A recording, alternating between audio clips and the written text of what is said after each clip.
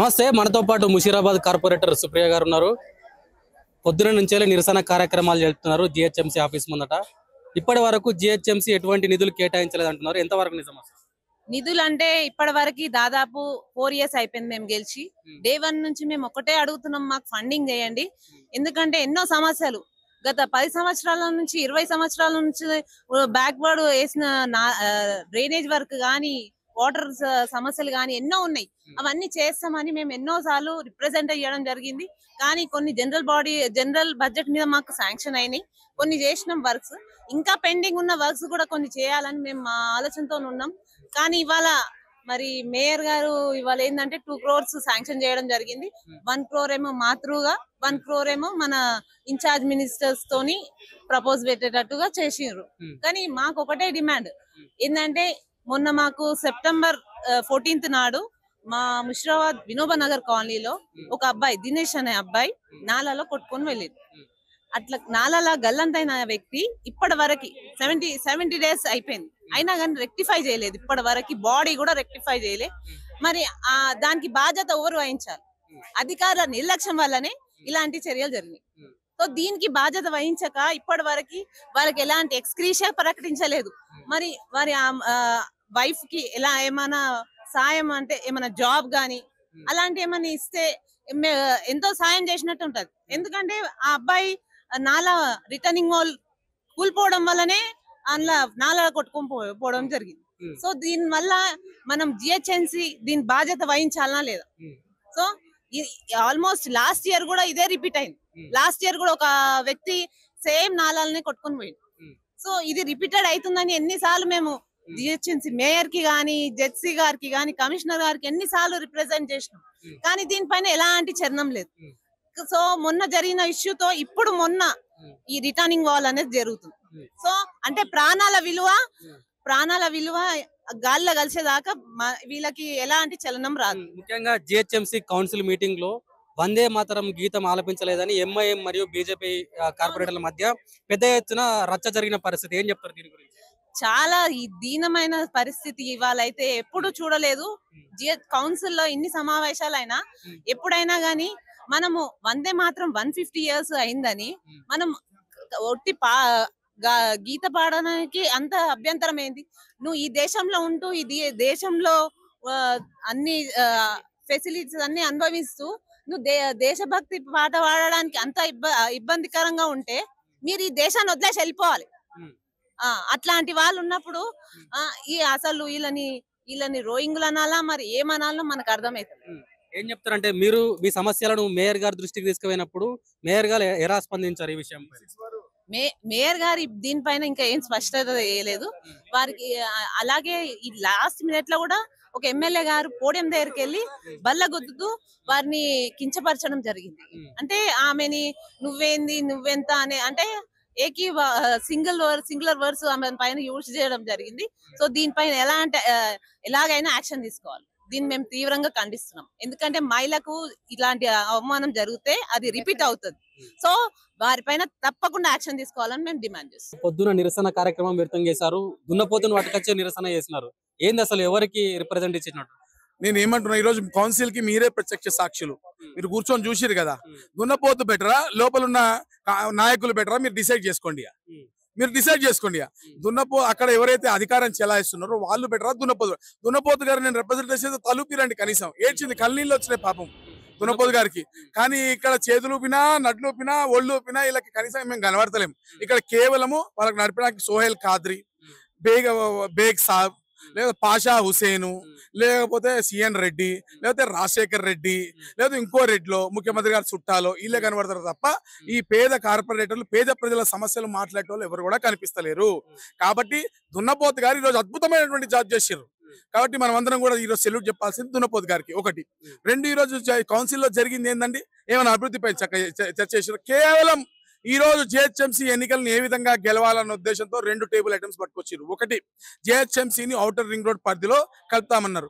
నేను అంటున్నా 650 square kilometers ఈ రోజు జిహెచ్ఎంసీ విస్తీర్ణము. రేపు 2300 స్క్వేర్ కిలోమీటర్లు పోతుంది. పాపులేషన్ 1.2 కోట్లు. దాదాపు 1.8 కోట్ల నుంచి 2 కోట్ల వరకు పాపులేషన్ పోతుంది. కంటోన్మెంట్ కలుపుతారా లేదా క్లారిటీ లేదు. నేను అడుగుతున్నా ఈ రోజున అసలు ఒకవేళ దీన్ని డీలిమిటేషన్ చేసి రేషనలైజ్ చేస్తే ఉన్న ఏరియా 600 వార్డులు అవుతుంది. 150 మందితో నీకు నడపనికి చేతులు అయితే 600 మందితో నడుపుతావా? ఒకటి.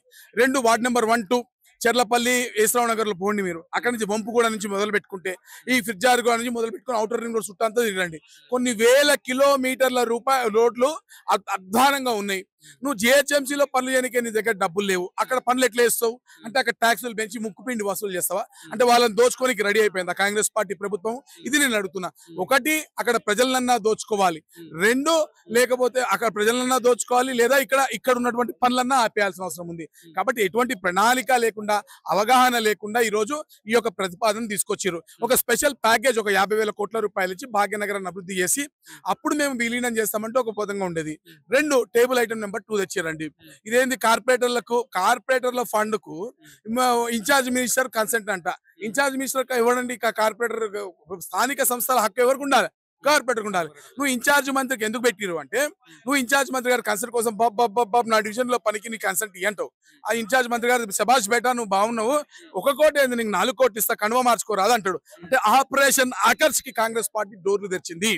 ఎలక్షన్ ప్రిపరేషన్ స్టార్ట్ చేసింది. ఎలక్షన్ల కోసమే ఈ రోజు ఈ టేబుల్ ఐటమ్ నెంబర్ 2 తీసుకొచ్చి ఈ రోజు కార్పొరేటర్లను ఆపరేషన్ ఆకర్ష్ పేరుతోటి వాళ్ళని ఏదో విధంగా దిగ్బంధనం చేసి కాంగ్రెస్ పార్టీలో తీసుకొచ్చి ఎన్నికల్లో లబ్ధి పొందేటువంటి ప్రయత్నం. ఒకటి ఈ విధంగా, ఇంకోటి పెర్ఫార్మెన్స్ లో కాంగ్రెస్ పార్టీ రూరల్ కాబట్టి కొంచెం స్ట్రెంత్ అయి ఉంటారని వాళ్ళ విశ్వాసం. ఈ 2 ద్వారా జిహెచ్ఎంసీని గెలిచేటువంటి ప్రయత్నం చేస్తున్నారు. ఇది కేవలం ఎన్నికల మీటింగ్ మాత్రమే. ప్రజా సమస్యలపైన ఎటువంటి చర్చలు జరగలేదు. అంటే కేవలం ఈ రోజే కాదు, మీరు గతంలో కూడా చాలా సార్లు నిరసన కార్యక్రమం వ్యక్తం చేశారు. ఇప్పటి వరకు జిహెచ్ఎంసీ మీ కార్పొరేటర్లకు కేటాయించిన బడ్జెట్ ఎంత? ఇప్పుడు ఇంతకు ముందు జనరల్ ఫండ్ ఉండేది. జనరల్ ఫండ్ లో ఏంటంటే ఎవరు దమ్మాడు, మేము కొట్లాడి 10 కోట్లు సంపాదిస్తాం అనుకో, వాళ్ళు కొట్లాడుకోకుండా అధికార పార్టీలు 10 కోట్లు సంపాదిస్తారు. ఎగ్జాంపుల్ చెప్తున్నా. బేసికలీ అంటే ఎవడు కాలు మొక్కేటోనికో తీరుగా ముఖం చూసి బొట్టు పెట్టేటువంటి వ్యవహారం నడుస్తూ ఉంటది. అంటే కాలు మొక్కేటోనికి రకంగా, మస్కాలు కొట్టేటోనికి, పక్కలేసేటోనికి రకంగా ఉంటది బేసికలీ వ్యవహారం. ఇదంతా కూడా మీద మంత్రులు ఎట్లా చెప్తారు, వాళ్ళతో నువ్వు ఏ విధంగా ప్రవర్తిస్తున్నారు, ఎంఐఎం చెప్తే ఒక రకంగా, ఈ విధంగా రకరకాల ఈక్వేషన్స్ తోటి ఉంటది బేసికలీ. కానీ సరే, ఇప్పుడు నేనేమంటున్నా అంటే మా స్లోగన్ ఒకటే, total development. Total development is a slogan. నేనేమంటే నగర సమగ్రాభివృద్ధి మాకు కావాలా. నా డివిజన్ లో చేస్తా డివిజన్ అనేది ఒక అడ్మినిస్ట్రేటివ్ బౌండరీ అండి. ఇది రోడ్డు పక్కన 141 డివిజన్ ఉంటుంది. ఈ రోడ్డు పక్కన 139 డివిజన్ ఉంటుంది. వెనక 139, 138 ఉంటుంది. ఇంకా 136 ఉంటుంది. అంటే వాళ్ళు మల్కాజీ ప్రజలు కదా, మాతో తిరిగిన వాళ్ళు కదా, మా ప్రజానికం కదా, వాళ్ళ సమస్యలు మా సమస్యలు కదా. అదే ఒకే చెరువు నీరు వీళ్ళందరూ తాగుతలేరా? ఒకే చెరువు నీరు వీళ్ళందరూ తాగుతలేరా అని అడుగుతున్నా. కాబట్టి డివిజన్ అనేది ఒక అడ్మినిస్ట్రేటివ్ బౌండరీ మాత్రమే. ఈ డివిజన్ కి ఇచ్చినాం, ఆ డివిజన్ కి అధికార పార్టీ డివిజన్ కి ఇచ్చినాము, ఎంఐఎం డివిజన్ కి ఇచ్చినాం కాదు. టోటల్ ఇంటిగ్రేటెడ్ డెవలప్మెంట్ జరగాల్సిన అవసరం ఉంది. ఇది ప్రామిస్ చేసింది కాంగ్రెస్ పార్టీ, దాన్ని మేము డిమాండ్ చేస్తున్నాం. ప్రభుత్వం ఏర్పడి 2 సంవత్సరాలు అవుతుంది. ఇప్పటి వరకు డివిజన్ల పరిస్థితి ఎట్లా ఉంది? ఎందుకంటే utter flop Congress party utter flop government.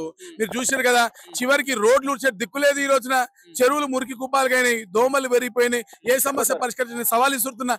ఈ రోజు ఈ మేయర్ కి చేత కావట్లేదు. మేము మాట్లాడితే మమ్మల్ని చూస్తేనే భయం అవుతుంది ఆమెకి. నేను సవాల్ ఇస్తున్నాను, ఇదే వేదిక పైన మేయర్ కానీ ఎవరైనా వచ్చి చర్చించమని ప్రజా సమస్యల పైన. వాళ్ళు ఏం చేసిరు? గత ప్రభుత్వం ఏం చేసింది? మేమే అసలు కావాల్సింది ఏముందో ఇది అడుగుతున్నాం. మేము చర్చించండి, మీకు చేతనైతే ప్రజా సమస్యలపై చర్చించమని మేము డిమాండ్ చేస్తున్నాం. చర్చించండి, ఎందుకంత భయం? ఓ సవాల్ విస్తున్నాం, బహిరంగ సవాల్ ఇస్తున్నాం.